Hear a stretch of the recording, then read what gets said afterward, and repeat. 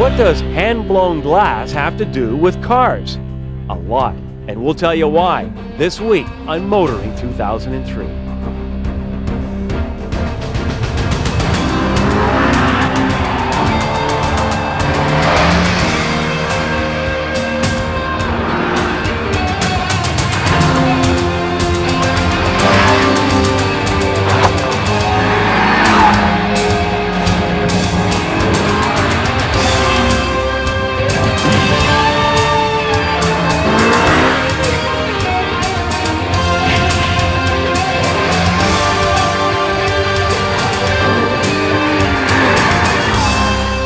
TSN's Motoring 2003 is brought to you by Quaker State Motor Oil, oils fine-tuned for different engines, and Midas, Total Car Care. We do that.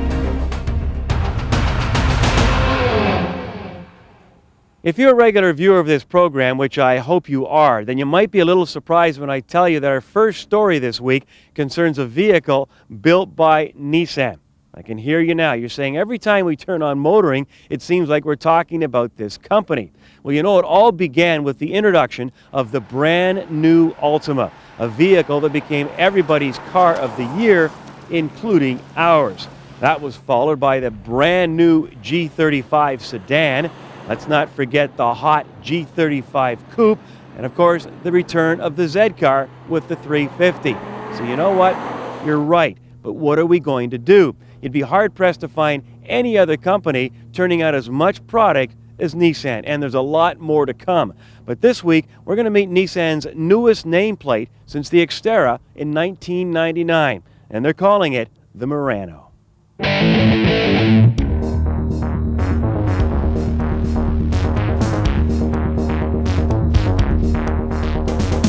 Murano is really Nissan's first crossover SUV. It's designed to be a much more car-like than truck-like vehicle in the SUV category. So this vehicle will appeal to people that are looking for a little bit more efficiency out of their SUV in terms of fuel economy and in terms of an ambience, in terms of the look of the vehicle and the design of the vehicle. It's very different from what's out there right now. It has a thoroughly modern exterior and a very interesting interior that I think a lot of people will be very interested in. The stylists at Renault are very bold, as we have seen recently with the launch of the Mégane 2 in France. There are some Frenchmen who now work with Nissan in the styling department, and they probably have learned or adopted some of the methods and ideas of the Europeans, and that's probably what we see now in this vehicle, the boldness that Japanese manufacturers sometimes miss. Well, I think the car-based SUVs is where the market is definitely going. There's a lot of anti-SUV sentiment out there, and a lot of the criticisms have to do more on the truck-based SUV sides. Poor fuel economy, the higher-up bodies tend not to handle as well. So I think the crossovers really address some of those things.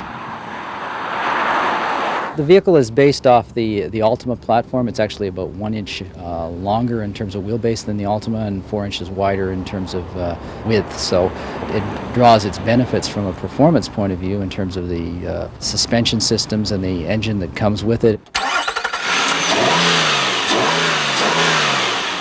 It's a 3.5 liter V6. It's been very successful at Altima. It produces 245 horsepower. So all those elements of performance and the suspension system that's relatively unique and very successful in Altima is built into Murano. Well, not many people want to drive boring cars. I mean, people who want to drive boring cars, they'll look at the price and they'll go for the 0% financing deals, and that's it. Problem is with those buyers is that the profit levels of the cars they're buying are just a lot lower.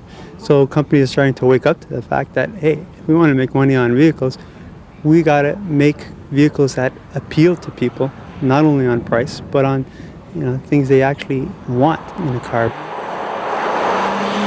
This is the first application of a CVT transmission to the SUV V6 category. Murano will bring that feature to the marketplace, and one of the key advantages of it is, other than the fact it produces an extremely quiet vehicle in the inside, it also produces an extremely efficient vehicle in terms of fuel economy. This vehicle will get about, relative to the truck-like SUVs in the marketplace today, about 38% further fuel on a tank, so we think that's a feature that consumers will really like. The Murano is probably the second new big hit after the Altima, and it's showing the way, I think, to an impressive lineup of new products that are coming in the next few years. Would you like to reduce your commuting time by 50%? We have the technology. More later on Kenzie's Corner.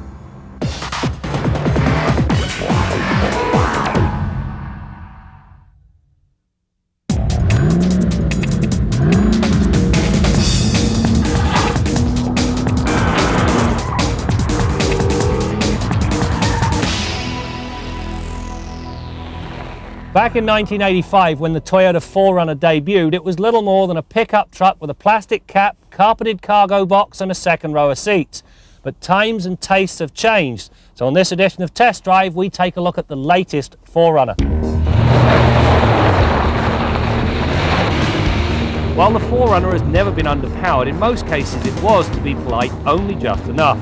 The new vehicle gets plenty of grunt from either of its engines.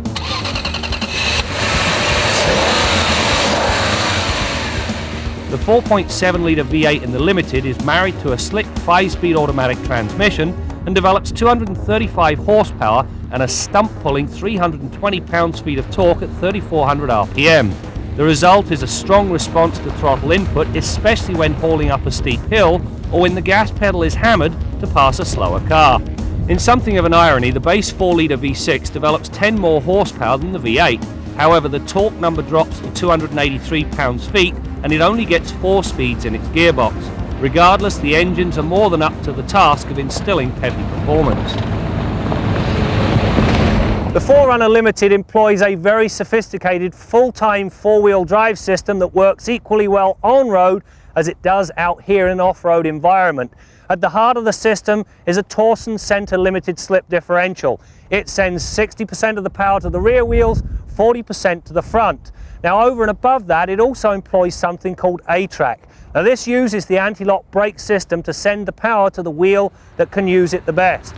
In essence, if the left front wheel is spinning, it brakes that wheel and sends it to the right front. So the result, even if only one wheel's got traction, the 4Runner keeps plodding on. The rework of the interior of the 4Runner has been done exceptionally well. Classy set of gauges, a radio that's been given prominence. It also gets a 6-disc CD changer as well as a cassette, which is unusual nowadays. The climate controls, well, in spite of their rather unusual appearance, they are very easy to use. You also get everything else you want. Power sunroof, locks, windows, mirrors, cruise control, as well as full leather seating. You also get one other item that sets the 4Runner apart. Now, we had a slight mishap because the battery on our portable camera, well, it went down. With the 4Runner, that's not a problem. You simply plug it into the 115-volt outlet that's in the center console, hit that button, we're now back in the ballgame. The Limited Tested also features Toyota's optional X-rear suspension. The design links the shock absorbers on the diagonally opposite corners, left front to right rear and right front to left rear, through a central reservoir. When a bump or hard braking compresses the front shocks, the fluid displaced is directed through the reservoir to the linked rear shock. This action pushes the normally light wheel down and onto the road. Both on and off-road, the system works just fine, especially when combined with the optional air suspension. In the dirt, the system helps traction, while through the pylons, it minimized body roll. In either case, the big 4Runner remains remarkably predictable, and this in spite of its tall center of gravity. In order to put the U in SUV, you've got to have utility, and in this regard, well, the 4Runner is very good. You get 70-30 split folding rear seats. With them up, you've got plenty of cargo space. Fold them down, you've got tons of it. You get a privacy cover, a 2-tier loading storage system, which by dropping it down gives you a conventional flat load floor. You can also load the thing through the tailgate, or by holding a button on the key fob in through this rear glass. Now that allows you to drop grocery bags in without having to open the whole tailgate. But logic would dictate that having lowered it, you could put it back up with a key fob. But in the case of the 4Runner, that is not the case. Sadly, you've either got to go round to the front and push the button on the dash, or stand here like a doorknob with the key in the back. It really needs another button on that fob. On the safety front, the Limited gets a powerful set of brakes that comes with anti-lock and a dynamic stability control package that keeps the 4Runner honest as you approach the limit. You know, Toyota have done a bang-up job with the new 4Runner. Not only is it very accomplished in an environment like this, it is equally competent on road. The bottom line? Well, this vehicle is now the new leader and benchmark for the mid-size SUV category.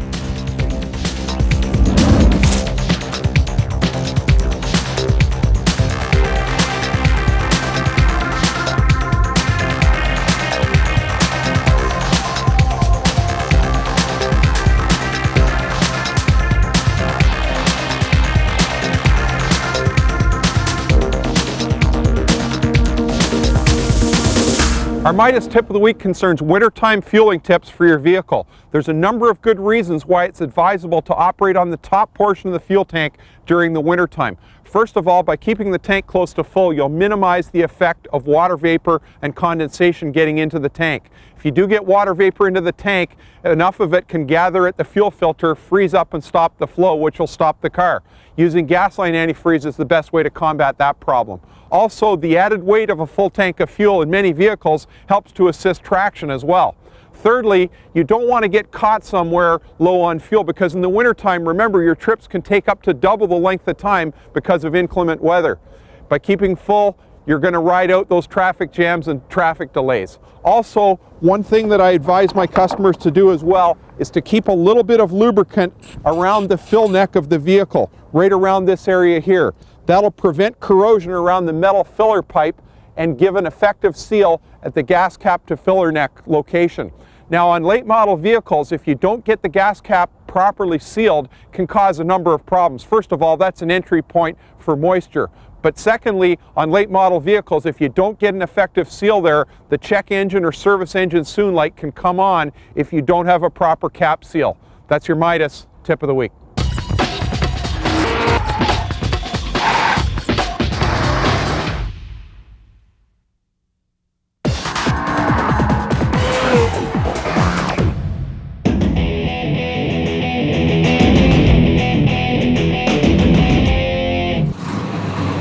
This is the 14th annual Camaro Nationals.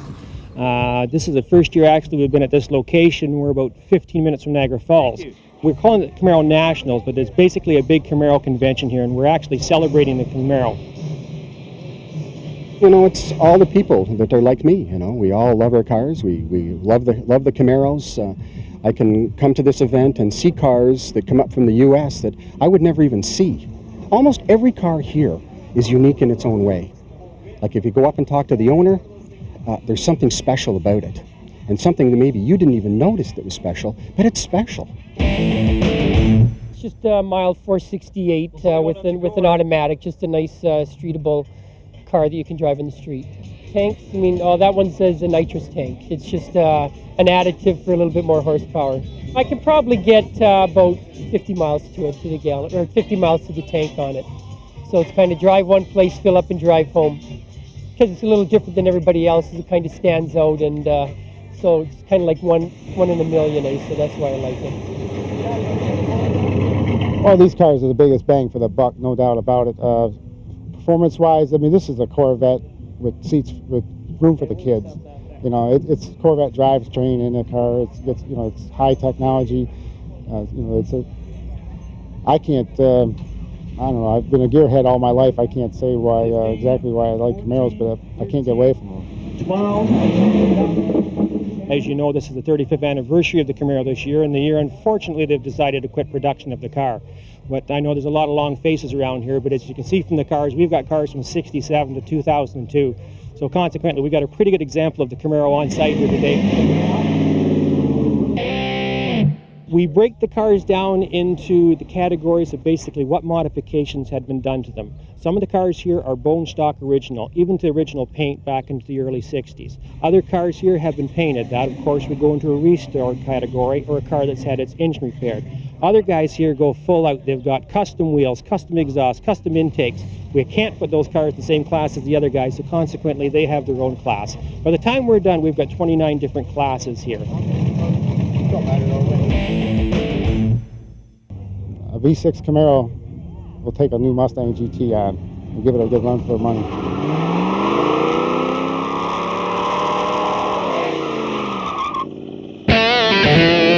You know, Nissan is not the first company to use this feature. Ford has used it in the Taurus, but the new Murano comes with adjustable pedals, which means that after you've adjusted your seat, if the pedals seem too far or too close, it's simply a matter of touching the button on the side of the driver's seat and the pedals will adjust. And you know, it seems like a good idea to me, but I wonder what our man in the Quaker State garage thinks about it. How about it, Bill? Take it or leave it, Brad. I've never had a pedal height problem in any vehicle I've been in. I'm pretty tall, so usually I want the seat all the way to the back to get comfortable. I tell you, I really do like tilt wheel steering, being able to get the steering wheel up and out of the way for getting in and out. So who knows, maybe I'd take to a car with adjustable pedals as well, who knows. Anyhow, I've got some email I want to answer this week from one of our viewers. His name's Warren. He's got a 92 Ford Escort, and he says recently he noticed a squeaking, squealing noise coming from the right front tire area. I'm not sure what caused this. Noise is present when the car is moving. Seems to have gotten louder in the past few days, goes away when the car is still. What do you think? Now, Warren's just made a classic description of how a vehicle sounds when it's got worn disc brake pads. And the majority of cars and light trucks that are produced have what we refer to as a disc brake wear indicator incorporated with their brake pads. And if the car has four-wheel disc brakes, it may have wear indicators front and rear, but the majority of vehicles have them on the front. There's a few notable exceptions, however. Now, the brake wear indicator is that little reed of metal that you see right there riveted to the back of the brake pad. This is a pad. That little reed of steel is what's going to produce the high-pitched squeal when the pad wears out. And I'm sure that this wear indicator is contacting on our viewer's car and producing the noise he's talking about. Now, this car has the same part number of brake pad in it. If you look here, you can see a little bit of the brake pad. The wear indicator's down here. The caliper squeezes the two brake pads against the rotor. The brake rotor turns with the wheel, and as the rotor passes by the pad and by the wear indicator, if that pad should be worn out, the wear indicator would contact the rotor and it would produce a squealing, annoying squealing sound like that you can hear inside the car. When you hear the squealing sound, get the vehicle in fairly quickly and get the brake pads changed, because it may prevent you from doing some damage to the rotor to the point where the rotor has to be either machined or replaced. From the time you hear the squeal until you start to do some damage is a fairly small window of time. You've got a little bit of time to get it in, but don't disregard that squeal. When you hear it, schedule some brake service and get the pads replaced, service whatever else is required in the brake system at the same time. Till next week, I'm Bill Gardner for Motoring 2003.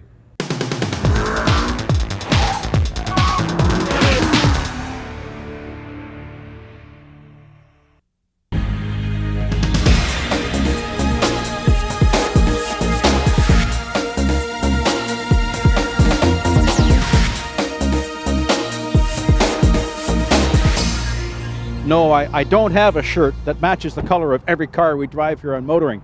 Now, this is the Nissan 350Z, pretty neat car, and this particular car comes with the optional navigation system.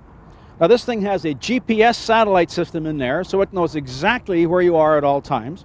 It's got DVD maps of the entire Western Hemisphere in there. All you got to do is to punch in where you want to go. The thing plans the route, takes you there. It's brilliant. But there's one thing it doesn't do. It doesn't warn you if those roads are blocked from construction or a crash. Now, just the other day, I was coming on a highway. I was just past the point of no return on the on-ramp, and I looked ahead, and darn it, the traffic's backed up. Took me 20 minutes to get through there. Now, it's not that this system couldn't warn me about that, because it does have, obviously, satellite reception. It does have the maps. What it doesn't have is the information from the road itself. We would need sensors buried in the road measuring traffic flow. We'd have to coordinate traffic and police reports and somehow communicate those to the individual cars. That's not going to happen until somebody, probably a government, invests huge amounts of money in the infrastructure. Now, they do this in Europe already, but of course, they're way ahead of us. Now, there's another area where technology can help traffic management. It's also a bit of a good news story for Canada because it's a reverse brain drain situation. It's a really, really smart guy who's moved to Canada. His name is Bahir Abdulhai, and he's a professor of civil engineering at the University of Toronto. He's one of the world's leading authorities on computer simulation of traffic management flow. He's got this program which can determine whether a particular strategy is going to work or not before we spend millions of dollars implementing it. He's looking right now at the traffic monitoring situation for on-ramps on freeways. You've probably seen this in the States where they've got a green light allowing 2 cars to go through, then it stops. The idea is it's better to spend 20 seconds at a traffic light than to spend 20 minutes in a traffic jam. Now, we tried that here in Canada a few years ago. Didn't work out very well because they didn't get the timings right, and that's what Professor Abdulhai's computer system can do. It can evaluate these systems. Now, the professor got a bit of notoriety recently by recommending that the speed limit on our freeway should be raised to 130K. The theory being that's what everybody's going anyway, and if we can encourage everybody to drive at the same speed or closer to it, then not only does traffic move more smoothly, it's safer. Now, this is a professor at the university, a really smart guy saying this, okay? Now, he also said that to do this properly, we'd have to have better discipline in our driving. We'd have to drive on the right and pass on the left. Now, this is a university professor, smart guy saying this, okay? Have you ever heard anybody else making recommendations like that? Anyway, this guy is a university professor, so maybe the governments will listen to him. I'm Jim Kenzie.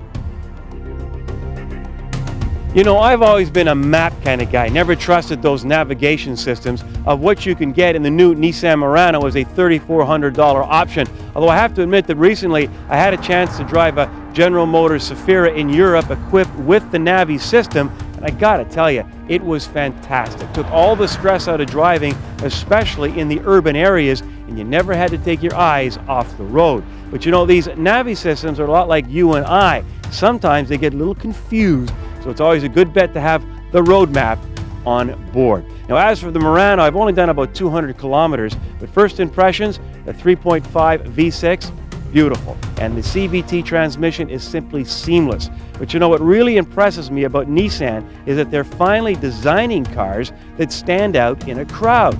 And you know, when you pay between $40,000 and $50,000, isn't that what it's all about? Graham will have a closer look at the Murano on a future test drive. Make sure you join us for that as we continue to bring you more stories about cars and the people who drive them. I think drive-ins, there should be more of them. I think they're really great. They're sort of that classic experience, and I think it's something that all families should be able to go to, and dates as well. TSN's Motoring 2003 has been brought to you by Quaker State Motor Oil. Oils fine-tuned for different engines. And Midas, Total Car Care. We do that.